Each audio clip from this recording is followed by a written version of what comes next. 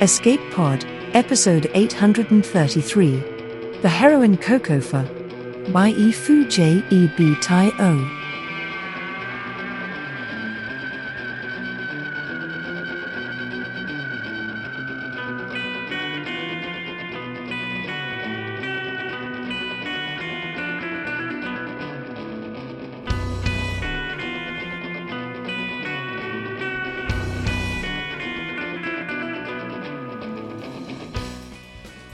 Hello, and welcome to Escape Pod, your weekly science fiction podcast. I'm your host this week, Tina Connolly, and I'm here to bring you The Heroine Kokofe by Ifu J.E.B. Tai-O. This story is original to Escape Pod. Ifu J.E.B. Tai-O works as a guidance, navigation, and control engineer by day, and writes stories by night. He graduated from Purdue University with a master's in mechanical engineering, and he lives in the greater Washington, D.C. area. His work has also appeared in Andromeda Spaceways magazine and T.Spec's Speculative North magazine. Find him online at beingmemyself.com. We are delighted to announce that this is Ifu's first professional fiction sale, but certainly not his last. Your narrator this week is Mofienfuluwa Okape. Mofienfuluwa Okape is a young Nigerian writer and a reluctant lawyer. Through the mediums of poetry and personal essays, her work explores the themes of womanhood, memory, and self. Her work majorly revolves around the complexity of human emotions and how we as human beings deal with them. Her work is published in the Kalahari Review, Agbowo, and the Iceflow Press. Her Medium page is keenly followed and enjoys a healthy followership and engagement. She tweets at Fienskosko on Twitter. Your audio producer this week is Adam Perat. This story has a content notification for mild gore. So get ready to hunt a demon, because it's story time.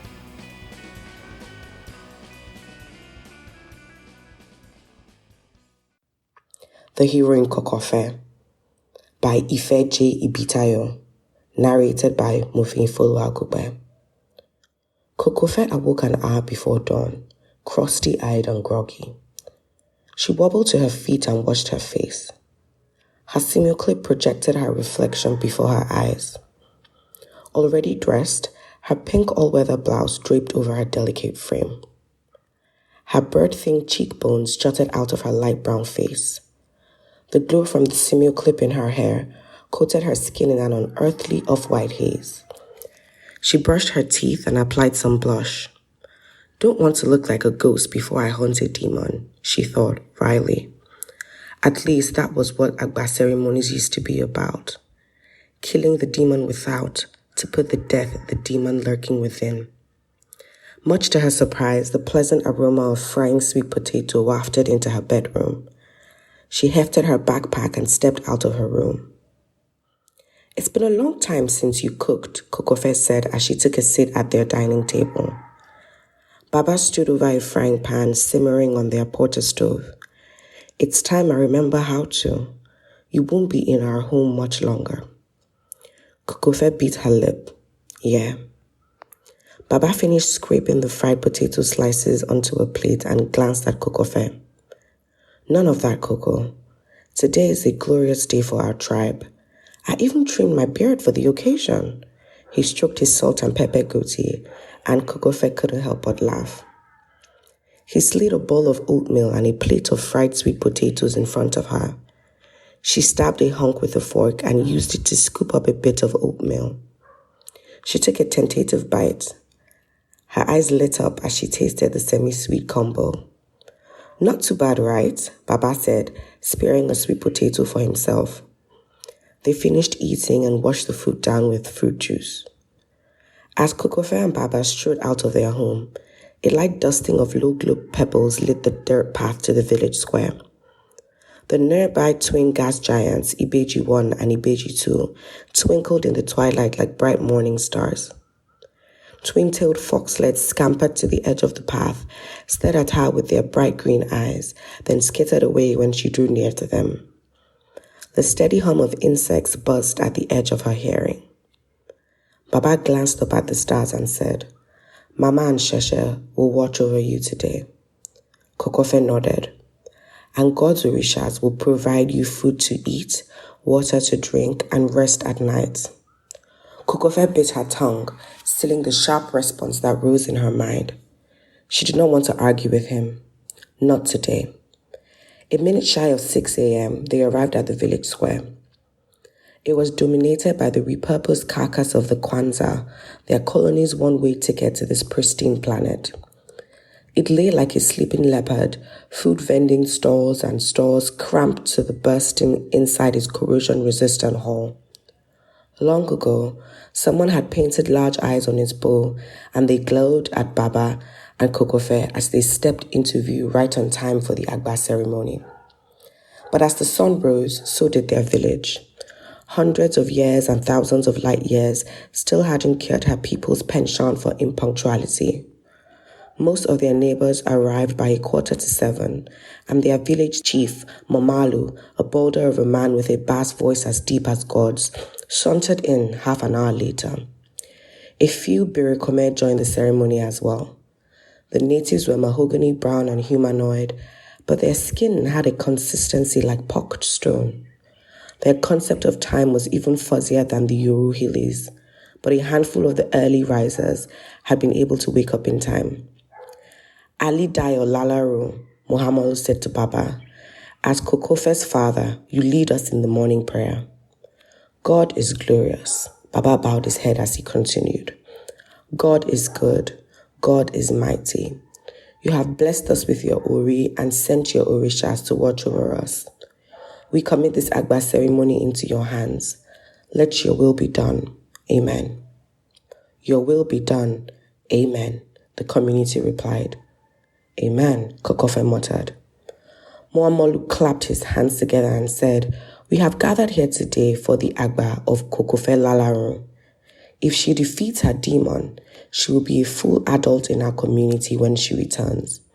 If she does not, she will be an outcast forever. It only remains for God's Ori to provide her target. God's will be done." "Ori!" Muhammadu boomed, his voice echoing across the village square. "Tell us your will." A faint humanoid emanation appeared in front of the Kwanzaa's head. It was the buggy remnants of the spacecraft's AI, to Kokofe at least, but the villagers bowed as reverently to it as God himself. Kokofe also sank to her knees. Of all days, today, she'd need as many allies as possible. "For whom?" Ori said, in a deep, resonant voice. As it flickered in and out, it locked eyes on Muamalu. The chief fixed his gaze on the dirt in somber respect. Baba gently pushed Kokofe forward and whispered, "Say your name." Kokofe cleared her voice and said with as much confidence as she could muster, "Moyoro Kokofe Lalaru." "Processing," Ori said, and it vanished for a minute. Kokofe had always wondered what it did when it disappeared.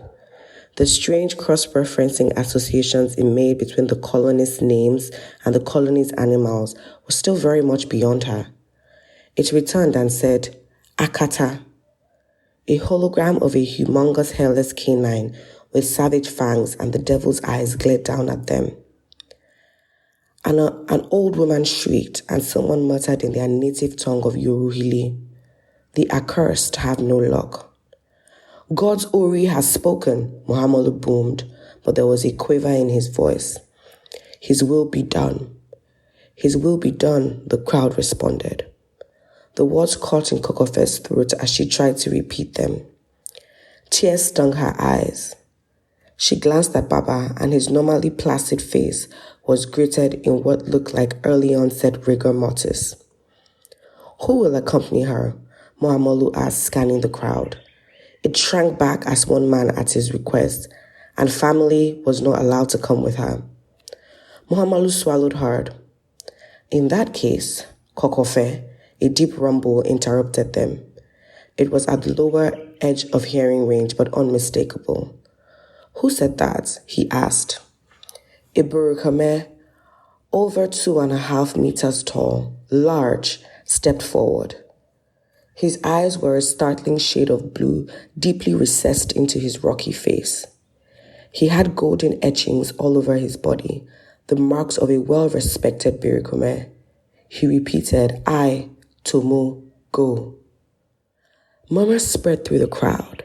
The physically formidable Burukame rarely accompanied humans on Agba journeys, and when they did, it was often to defeat the easiest of targets. But Kokofe wouldn't question her good fortune.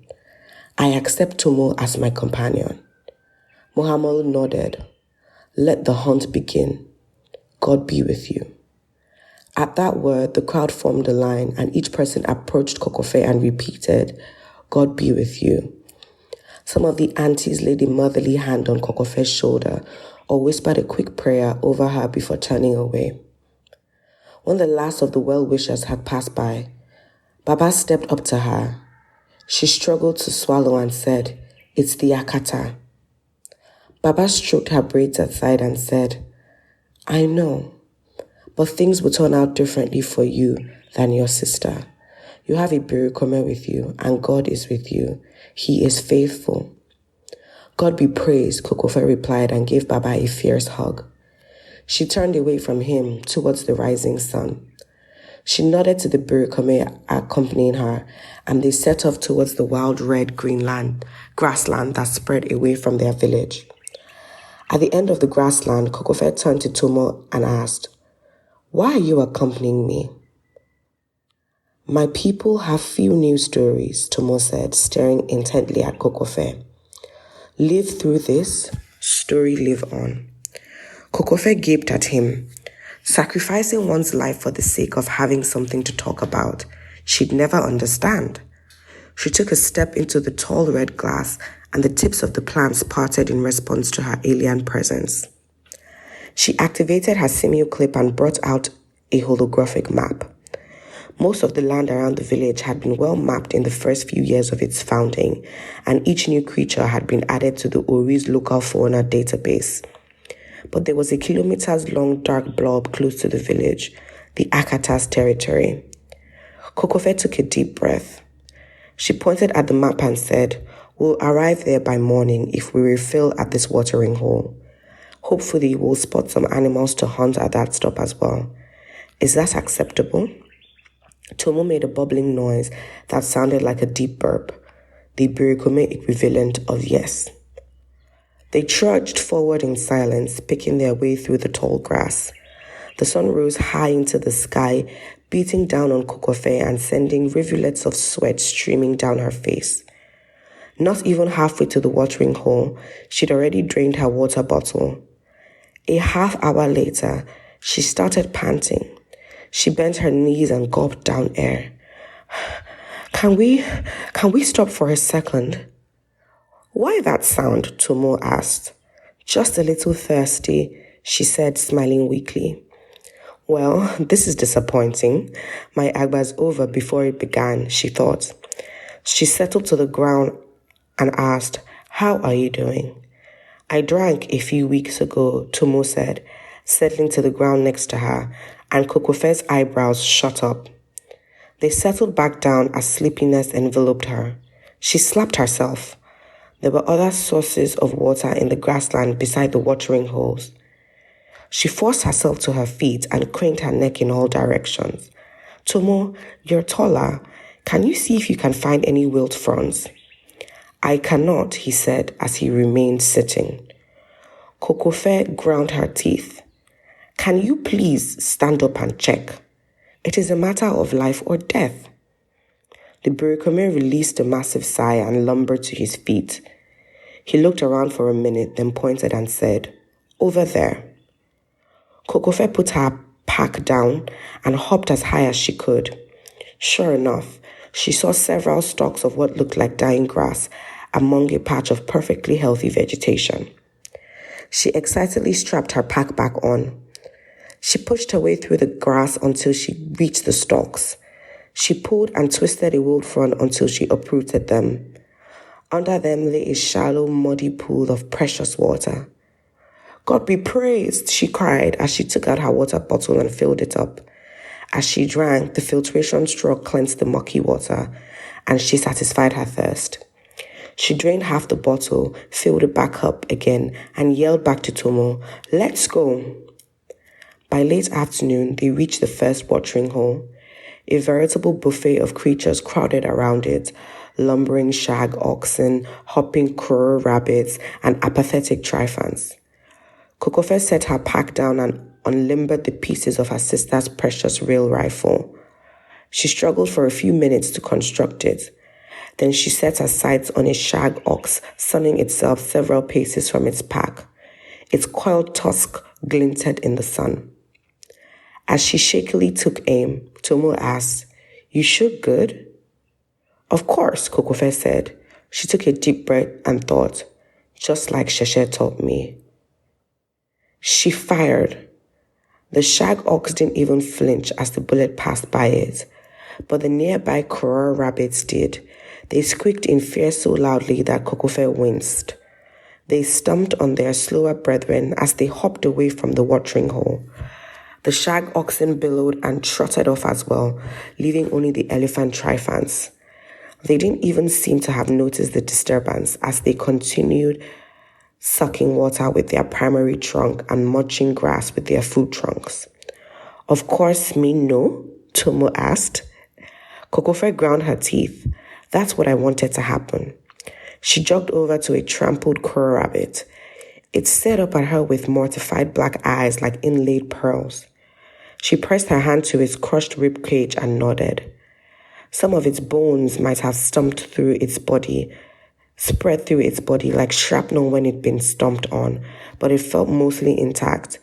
She took out her gutting knife and got to work. Like a skilled surgeon, she slit the crow rabbit down the middle and began to carve out its thigh muscles. "Now this, you know to do," Tomo said, and Kokofe started nearly cutting herself. She hadn't noticed the giant sneak up on her. She wrapped a thigh in a sheet of butcher paper from the small roll she brought along and tucked it into her bag. As she continued slicing up the crow rabbit, she said, "I enjoyed cooking with my mama growing up. My older sister, Sheshe, liked hunting with my baba. I learned everything I know about shooting from her before the akata." She snorted. Apparently, it wasn't much. "Yes, not much," Tomo said, and Kokofe scowled at him. He continued, "But story has room for many heroes." Kokofe mulled his words over as she finished wrapping up the other thigh. She stood up and said to him, "Thank you." Tomo scooped up the remains of the crow rabbit. After a few disgusting chomps, he said, "Thank you." That evening, as Kokofe roasted one of her crow rabbit thighs over a roaring fire, she gazed up at the stars. Tomo snoozed next to her. As she waited for her dinner to finish cooking, she found the constellation her village called Abraham's bosom. The night following Mama's passing, Baba had taken her out to Kumbuka Hill. In tears, he pointed out the constellation and whispered, "God wanted Mama to join Sheshe there a little sooner than us. Okay, Coco?" Those words had shattered her faith, and it had taken her many years to rebuild it. The memory brought fresh tears to her eyes, tears she thought she'd finished shedding a long time ago. Here she was, sitting on another hilltop, the Akata's lair only a few kilometers away, and she might be joining Sheshe and Mama tomorrow. She shook her head violently. Only if God wills, she thought. As if on cue, a barking turtle echoed through the grassland, raising the hair on the nape of her neck. She clutched her rail rifle until the Akata's haw passed. Only if God wills. As the first rays of morning struck her face, Kokofe opened her weary eyes. She hadn't slept a wink, but by Tomo's low rumbling, he could probably keep on resting for the next several days. She trudged over to the laggard and tried to rouse him by kicking his leg, but it was like ramming her boot into a rock. She muttered under her breath and used her real rifle to jab at Tomo's face, gently at first, then with enough force to shatter a grown man's jaw. He finally stared, sucking in a mighty gasp of air. "We thank Moss," he said in their customary morning greeting. Kokofe shivered at the reference to the dream-eating Orisha of rest and sleep. "I thank God," she muttered. "Ready to go?" Tomo remained seated and asked, "Why you know shared tribes gods?" "I do," Kokofe gritted her teeth. She hadn't thought she'd have to have this discussion with a walking boulder. But there is one God, not 50, and we'll need all the help we can get from him if we're going to make it out of this alive. Tomo nodded and stood up. Together, they descended into the heart of the Akatas territory. The grass grew higher as they trudged lower until it was even taller than Tomo's head. The bottom of the stems darkened to a deep brown, giving the field the appearance of a sea of bloody spears. She heard nothing but the pounding of her heart in her ears. She clutched her real rifle, fingering over its trigger. Tomo abruptly whirled and yanked Kokofe to the ground. She stumbled into the grass and bit her tongue. She stifled a groan as Tomo pointed with one of his 3 fingers. Kokofe could hear it now too, the heavy patter of something padding through the grass at a light jog. The creature approached within a few meters. Kokofe tensed, readying her real rifle for the moment it appeared. An enormous black blur pounced out of the grass. An ear-splitting cacophony deafened Kokofe as the Akata roared. It landed on top of Tomo, pinning him to the ground with its paws. The massive Burikume strained to free himself from the Akata's grasp, but even he was no match for its overwhelming strength. Kokofe steadied her shaking hands and sprayed the Akata's chest with a barrage of bullets, but instead of piercing the beast, they barely cracked its skin. It froze and swiveled its head to glare at her. It was like staring into the black, soulless eyes of Satan himself. She screamed and aimed at one of them. As if the beast had read her mind, it ducked its head and took a massive bite out of Tomo. But as it chewed, it barked and spat at what it had broken off. It tossed Tomo's body away like a rag doll and disappeared into the grass, howling as it went. Kokofe ran over to Tomo. His entire right side was a ragged mess, a mixture of rocky carapace and fizzling black liquid. Kokofe reached out to him when Tomo groaned, "Don't touch, we'll burn." "There must be something I can do," Kokofe whispered, mind racing. His body quivered with the effect as he sighed. "Take story home." His blue eyes rolled back into his skull and he lay still. Staring at his dead body, the deathly reality of her situation gripped her like a vice. She was no hunter. If she ever made it back home, it would be in a coffin. A tear slid down her face and landed in the remains of her friend. The brown liquid within him sizzled and popped on contact. "Story has room for many heroes," Tomo's words returned to her. She dug through her pack and retrieved her remaining crow rabbit's thigh and her water bottle. She carved a hole into the thigh, making sure the water bottle fit. Then she sucked the bottle dry. Lips moving in silent prayer, she wrapped it in several layers of butcher paper and dunked it in Tomo's blood. She clenched her teeth in agony as the searing liquid slipped through and burnt her fingers. She sealed it and stuffed it into the crow rabbit's thigh. Then she crouched, ran away from the flattened grass that Tomo and the Akata's fight had left behind. The now familiar padding of the helmet's paws followed seconds later. She watched it emerge from the tall grass and she shivered. The beast was hideous. Its pug face was tugged back in a permanent snare, revealing massive yellowed canines. Its body was a solid brick of muscle ending in a ragged tail. It sniffed at Tomo's corpse and turned away from it in disgust. Then it approached the crow rabbit's thigh. It sniffed the meat tentatively, then with a massive chomp it consumed the meat and shattered the blood-filled water bottle. It immediately tore at its throat with its paws. Its sharp nails shredded the armored layers of its throat. Kokofe stepped out of the grass and took aim again, but as soon as the akata spotted her, it dove into the tall grass and disappeared from view. Kokofe sprinted after it, firing wildly in the direction she'd seen it run. Something that more resembled a furry tree branch than a tail collided with her chest. The rail rifle flew out of her hands and she landed hard on her shoulder. She screamed as she felt something give. A massive paw pressed her body into the ground. As she fought for air, a part of her brain thought, "At least I went down fighting." But suddenly, the pressure abated. The akata collapsed on its side, wheezing as the birikume's blood liquefied its insides. As it writhed in pain, whining pitifully, Kokofe searched for her rail rifle. She found it a few meters away and used her good arm to level it on one of the Kokofe's eyes. She took one final shot. One more step, Kokofe told herself. She rolled the heavy weight of her right leg forward. She did the same with her left. She lifted her weary head to see if she had crested the top of the hill she was trudging up, then repeated the process. She hadn't had a drop of water in.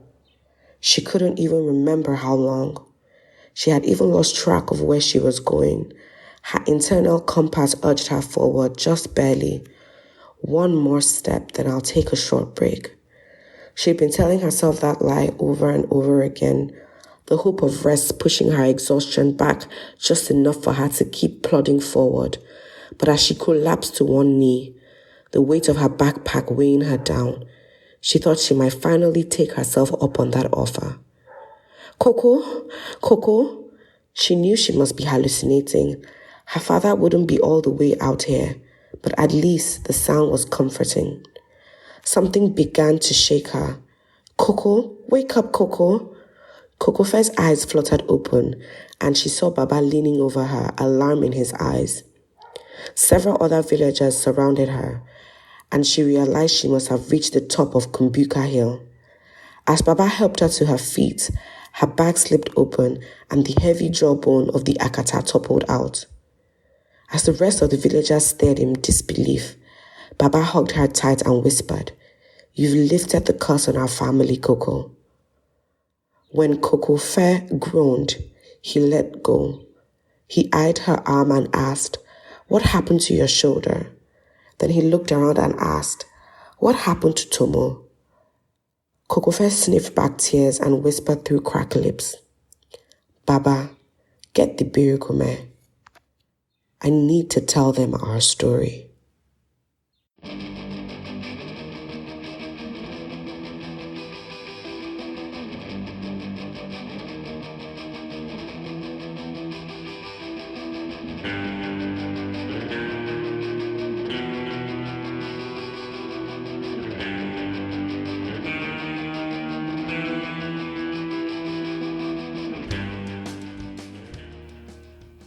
About this story, Ifa J. Ibitayo says, "My parents are Nigerian immigrants, and I grew up in a strongly Christian household. I loved that this story gave me the chance to explore the intersection of my cultural and religious heritage with my deep passion for science fiction." And about this story, I say, I very much enjoy the kind of intersection that Ifa mentions. I was immediately fascinated by the setting. One of my favorite lines right at the beginning was the description of the defunct spaceship, that it lay like a sleeping leopard, food vending stalls and stores crammed to bursting inside its corrosion-resistant hull. The ship has outlived its purpose of transportation, but it has found a new purpose, many new purposes, on this planet. Not only does it serve as a marketplace for the community, but they have found a way to incorporate its old, buggy AI into their rites of passage. And of course, not all the villagers feel the same way about the ship and the AI, which gives the story a richness of texture. There is a spectrum of reverence towards it. Its choices are obeyed, but also unknowable. It is implied that the AI is making certain choices about which animal it gives which person to hunt. So why then is it giving Kokofe the same animal that killed her older sister? The spectrum of belief in the AI here means many things are never defined. They are not important to this story, Kokofe's story. In my mind, I think maybe the AI chose the Akata a second time, because the Akata is still a clear danger to the villagers, both human and Barakume. But it does not matter if I interpret it as that, or as a family lifting a curse. It is still story, and whatever the motivations behind it, we have added one new story to our tales we can tell. Escape Pod is a production of Escape Artists Inc. and is brought to you with the Creative Commons Attribution, Non-Commercial, No Derivatives license. Don't change it, don't sell it. Please go forth and share it. How do you share it, you ask? Well, in addition to your social media of choice, consider rating and or reviewing us on podcast listening sites such as Apple or Google. More reviews makes for more discoverability, makes for more Escape Pod for you. Speaking of stories, a reminder that Escape Pod is currently open for submissions until May 31st. Now, you can always find the whole list of available Escape Artists markets right here at escapeartistnet.com/markets. And find out all about submitting your speculative fiction story to which one of us and when. Escape Pod relies on the generous donations of listeners exactly like you. So if you enjoyed our story this week, then consider going to escapepod.org or patreon.com/EAPodcasts and casting your vote for more stories that bring back the jawbone of the Akata. Our opening and closing music is by Daikaiju at daikaiju.org. And our closing quotation this week is from Sue Monk Kidd in The Secret Life of Bees, who said, "Stories have to be told, or they die. And when they die, we can't remember who we are or why we're here." Thanks for listening, and have fun.